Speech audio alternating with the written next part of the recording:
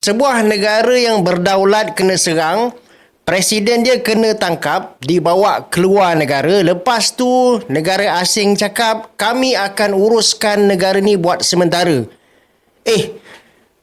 Macam suka-suka je masuk ke negara orang, rampas negara tu. Lepas tu cakap, aku nak mentadbir negara kau buat sementara waktu. Aduh.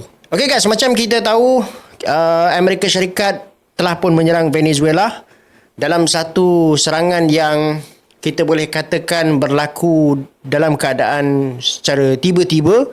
Walaupun kehangatan suasana dekat perarian Caribbean itu sebenarnya sudah pun menunjukkan tanda-tanda yang mungkin Amerika Syarikat akan bertindak agresif ke atas Venezuela. Tetapi kita tidak menjangkakan bahawa Amerika Syarikat akan bertindak seagresif itulah. Maksudnya dia akan bom negara Venezuela and then dia akan tangkap dia punya presiden, bawa lari ke luar negara.